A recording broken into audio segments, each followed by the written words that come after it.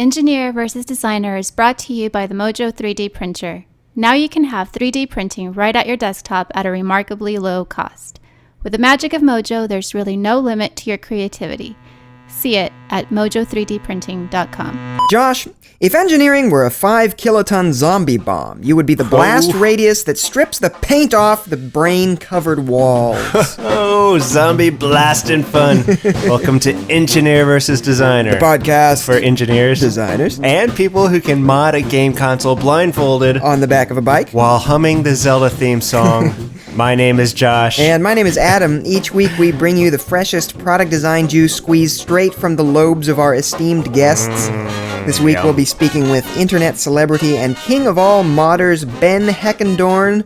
Yes. Known to many of you as Ben Heck. His video game console hacks have been featured in everything from Wired to Popular Science and Maxim to Engadget. Nothing like memories of playing my Atari and original NES. Yes, duck hunting. So Ben, welcome to the show. Our first question is, if you could embed any video game controller into your forehead, which controller would you choose? Controller or console? Controller, yeah. Controller, Come on, Adam. Yeah. Into my forehead? Yeah. Now, is this assuming that I would want to do that? Yes. Who wouldn't? Yes, you do. Yeah, you have to embed one of them. That's a good question. Well, probably something small then, so it wouldn't take up much space. Perhaps a Nintendo controller, because all you would need is one shift register. Yeah. They had that old thing years ago, the Atari Mind Link, where it that's true. triggered by the muscles on your eyelids. So that your eyebrows. So that wasn't too far off. I thought for sure you would say the Neo Geo controller. So great choice, Ben. So awesome. Inspiring. Speaking of embedding electronics into our craniums, Josh, peel back our forehead skins and slap our brain cage with the lobotomy of knowledge.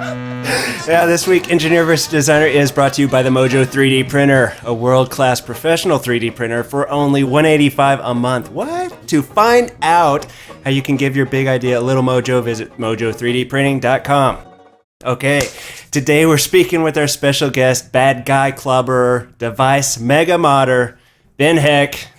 Ben, welcome again. Before we get into the emotional side of eating beef jerky and playing with electronics all day, we want to get a quick rundown on modding video game consoles from you. You've modded over, I don't know how many, I think I counted like 35 or 40 consoles. How many have you done? Well, I've modded almost every console that's come out, and there's some that I've made multiple versions of, such as the Atari 2600. Wow, amazing. It's probably a shorter list, not to sound vain, but probably a shorter list would be consoles I haven't done, such as the Dreamcast or GameCube. Oh, yeah. Who would want to? So why do you do it, and will I ever be able to mod my coffee maker into a coffee pumping face mask? Coffee pumping face mask? Yes. Like in that Batman movie where he's got the mask on for whatever reason, and pretty much. Slurping coffee all day. Yeah. Yeah, they kind of leave that out of the plot of the movie, but that's actually that way. Well, it's either that or like intravenous caffeine, I suppose. I forgot what the question was. It was something about how I got started with modding game consoles. Well, yeah. Why bother modding it? Why don't you just play it the way it is? Well, I'll preface this by saying I haven't really done as much as that as I used to. Lately, I'm more into doing latency and testing controllers for the video game industry. But I can talk about why I started doing it in the past. Cool. I don't know. I think it started with the Atari 2600. I just thought it would be interesting to try to hack it down and see if it could be made into a portable form. And that one succeeded, so then I set my sights on other consoles. And, there's not necessarily a terrible amount of use to it, but people really liked it, and that's what matters. And then over the years, I just made more and more models and kept selling them and, advanced my art from there. And then I got into, like, the late 2000s or whatever. Right. And started making, like an Xbox stuff, PlayStation. I think I even did a Wii at one point. That's incredible. I mean, so we're involved in designing product from scratch. I've even done some work with video game consoles and such, and there's kind of a process involved in that, right? Even for the most diverse and different products, there's a pretty set process, step by step, that most of us follow in order to design a product. Does that apply to modding as well? Do you have a process? Is there a recipe, or do you just kind of go for it, whatever comes to your head? Oh, there is a process. You take it down to the base components, and then you identify anything that's redundant or not relevant to what it is you're trying to do with it. Then you scan everything into the computer so you know all the volumes of everything. And then once you have basically the absolute minimum size, but of course, any enclosure is only as small as its biggest part. Once you have everything down to the minimum size, then you figure out how you can make it look cool from there. Because obviously you can't work magic with you're not designing your own hardware, so you have to work with what you have. That is incredible. This isn't just your garage modding, hack and slash modding. You're like re-engineering this machine. Well, not re-engineering the low-level stuff, but you're definitely rebuilding everything around it. It's the industrial design certainly.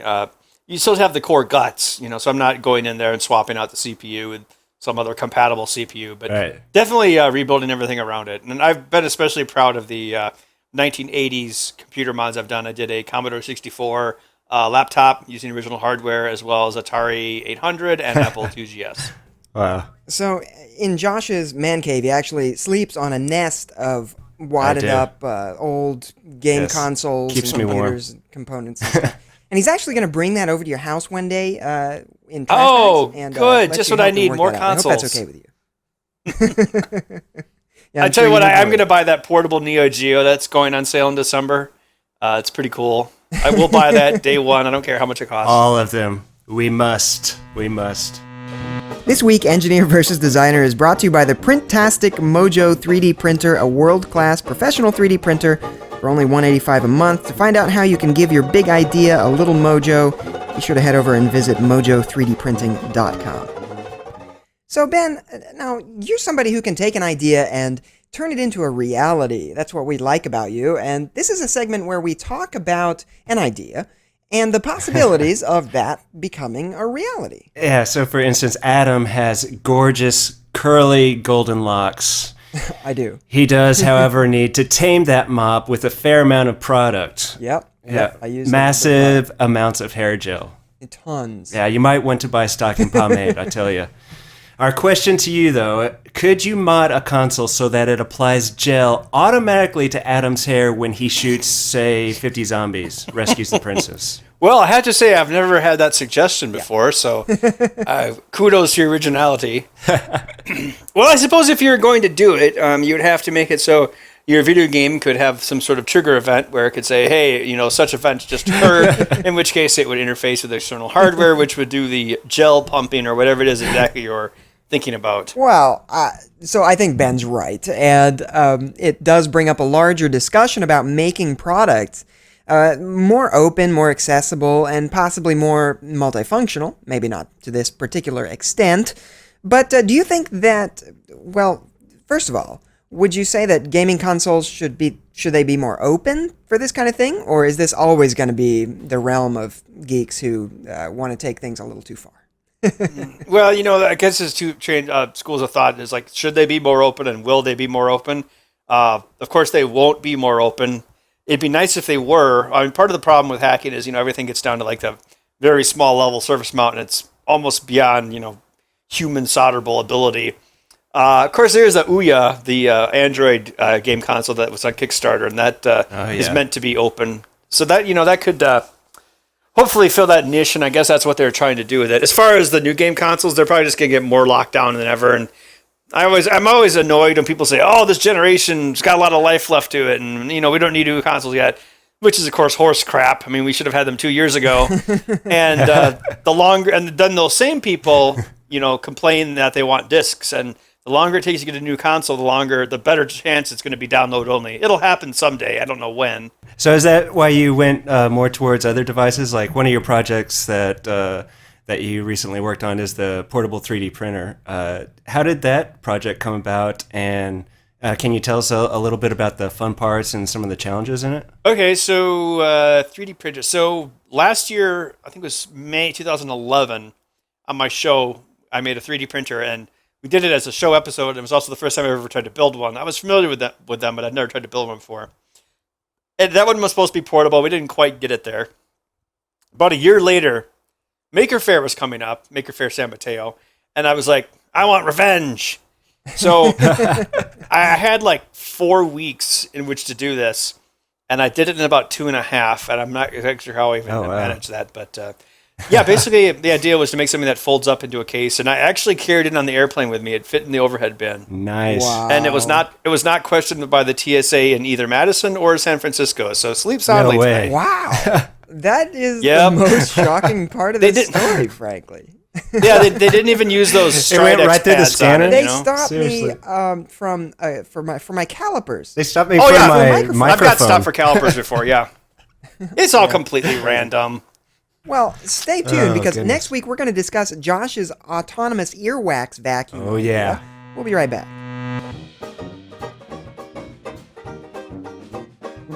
Okay, welcome back, EVD listeners. Today we have the great pleasure of speaking with the man on the machine modding mission. His site is benheck.com, where you can watch the Ben Heck Show, also on revision3.com.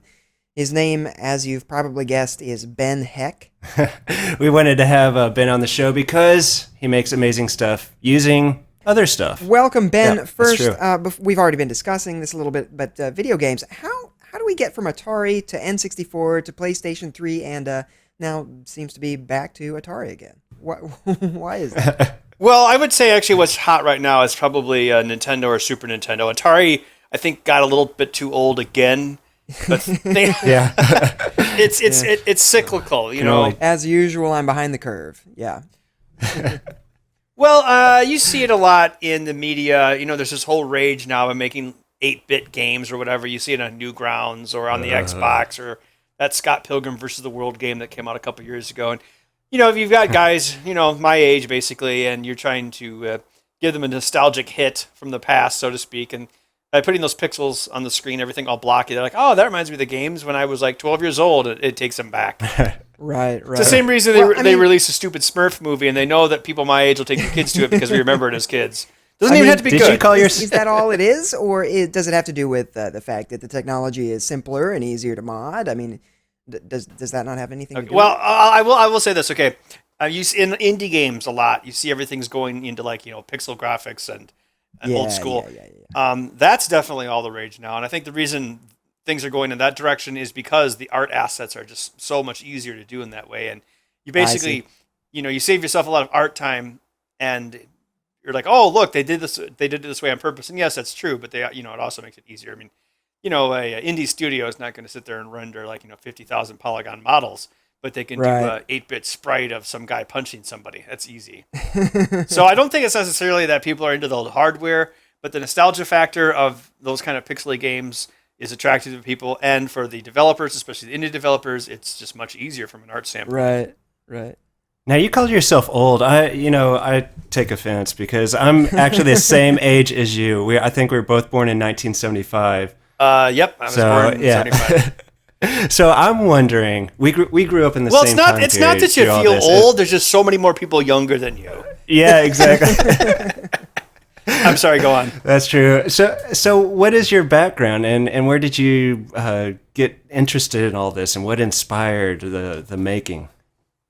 That's a good question. Well, I had an erector set when I was a kid, and so you're obviously old enough to remember what that was. Then, I don't know, when I was about 10, I got into electronics and, wiring up all the junk I could find. And, I didn't have much solder because, solder's expensive and we didn't have much money. But now I'm making up for that. I'm, collecting a lifetime supply of lead solder. But I think I got my first computer when I was 11. Breathe it in. Oh, yeah. Probably from my cold, dead hands after I died of lead poisoning from the solder. Oh, well.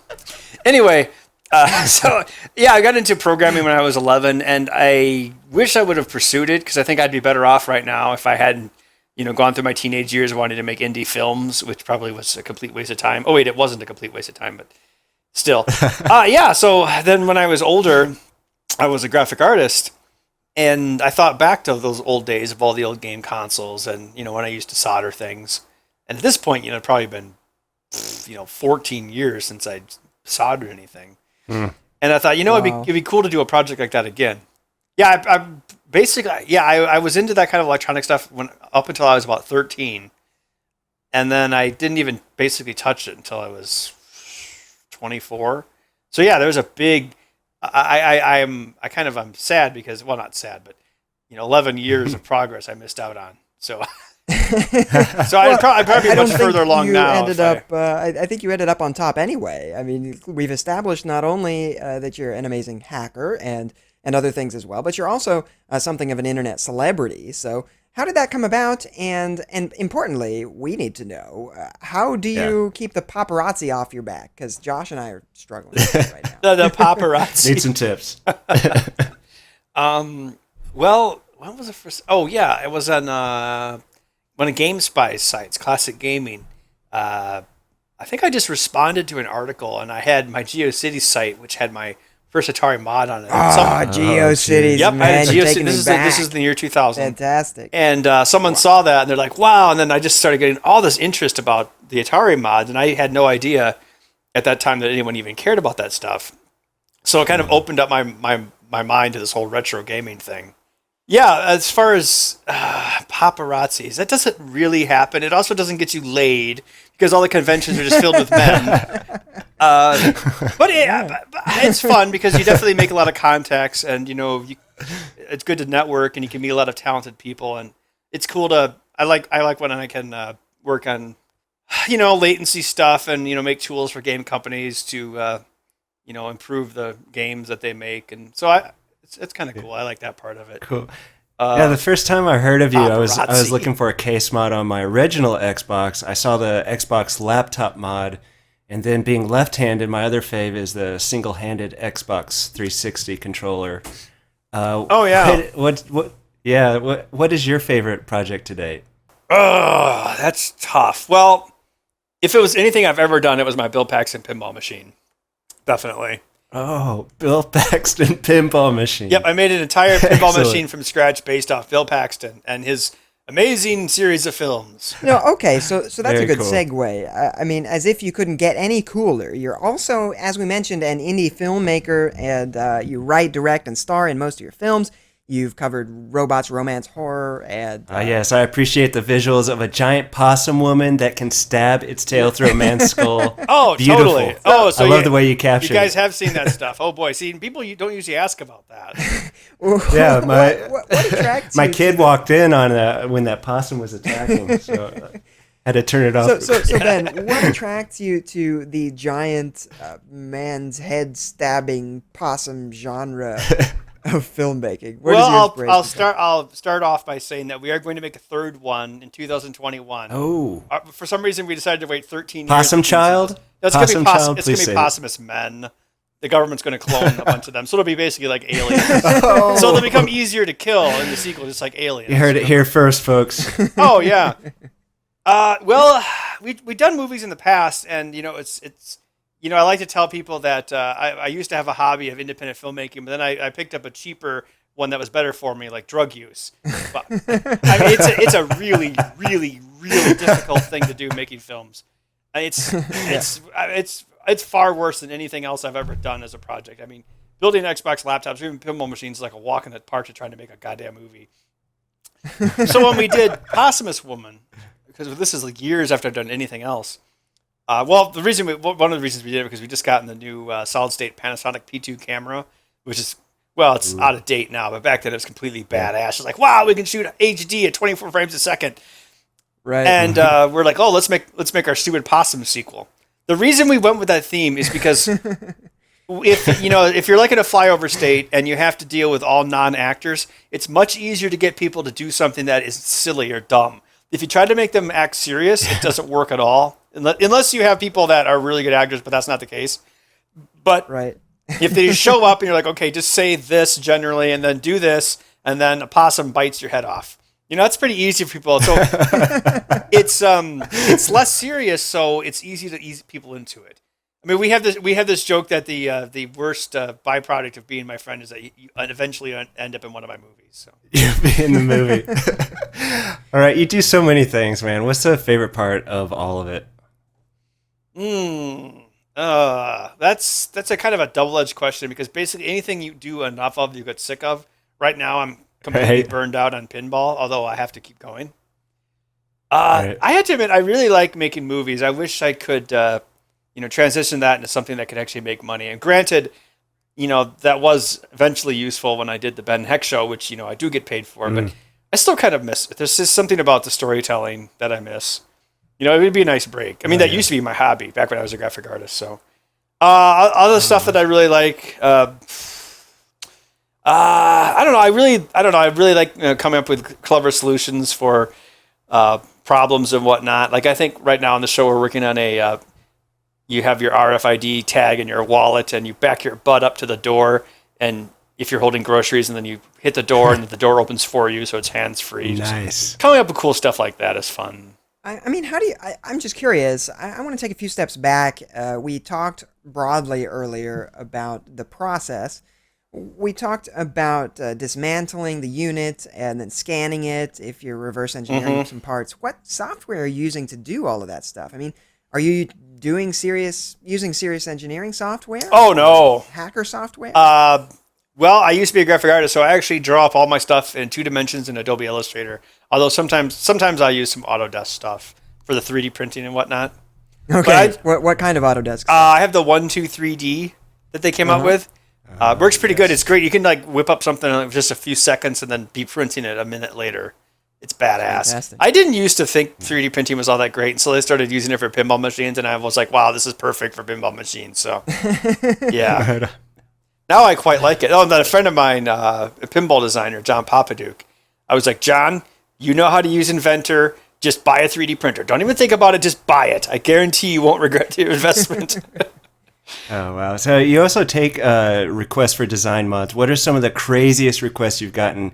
And have you completed them? Did they even work? Well, I've been using this one as an example for years, but it's still pretty ridiculous. I think it was one of the joystick writers wanted me to build. He wanted to play Xbox Uno while using his rowing exercise his machine.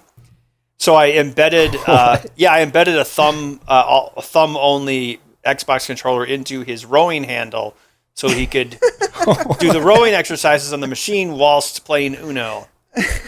This is back when there was 2 games. I don't get that at all. 2 games on Xbox Live, Uno and Geometry Wars. Okay. Hey, I'm just saying, that was a weird request. Oh God. See, the thing is, 99% of the email that we get is the same requests over and over and over.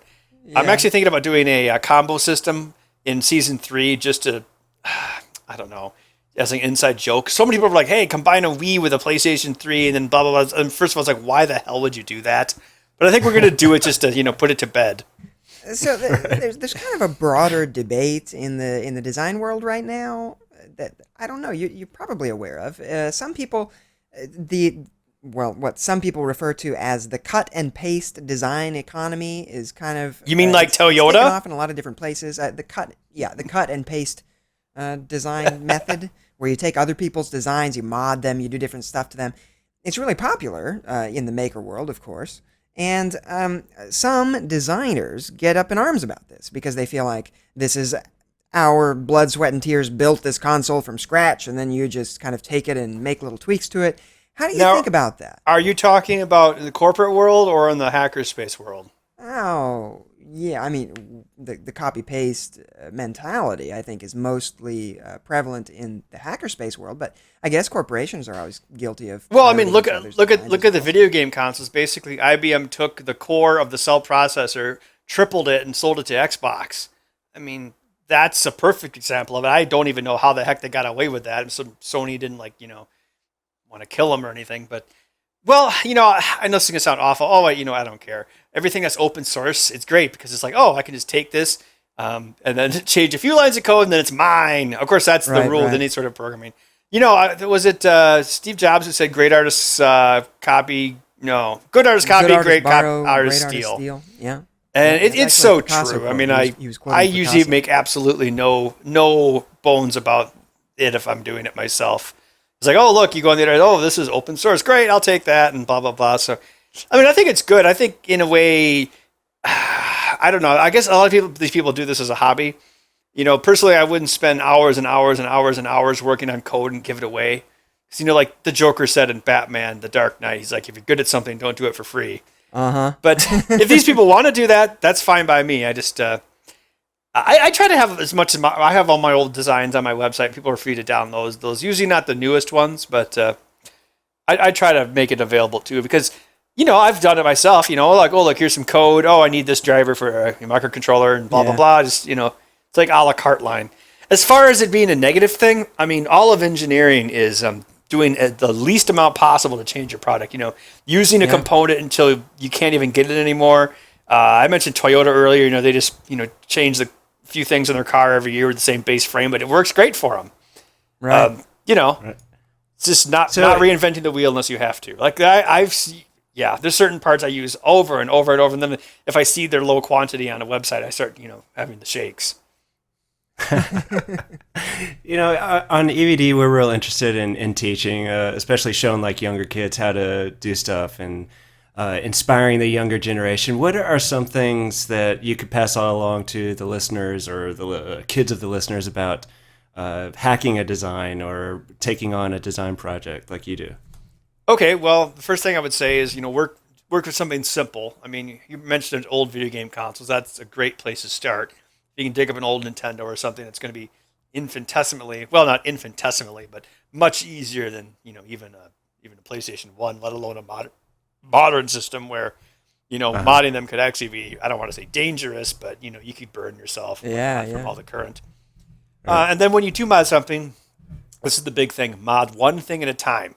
Because if you take it all apart and then put it back together and then it doesn't work, you don't know where the point of failure was. Yeah. But you've changed one thing. If that causes it not to work, that one thing I did cause it not to work. If you isolate the variables. Mm-hmm, if you change 3 things and it doesn't work, you have to check all 3 things. So take it very, very slowly. Some people aren't good at taking things slow, which is a problem that I can't fix. But for those that will listen, yes, take it slow. That's great advice. And we're going to be able to find you at Maker Faire, New York, right? Yes, I just booked it today. Are you guys going? So where are you guys at? Texas and DC. Washington, D.C.? Texas and D.C. Yeah, you guys ever been to the New York one before? Not yet, no. Nope. We're excited, but we're going to be there. It's pretty cool. It doesn't have quite as much greasy food as the one in California, but it's still cool. Fantastic. Yeah, I think it's in Flushing Meadow Park, as seen on Iron Man 2. Oh, man. Right on. Cool. Well, we are out of time. Thank you, Ben. Having you on the show has been even more fun than that time Adam was eaten by a giant squirrel beast and regurgitated into a giant fur turd you can hire for children's birthday parties. It's true. Sweet. That could be a movie. All right. Thanks, man. Thanks so much for your time. Yeah, definitely. Thanks. All right.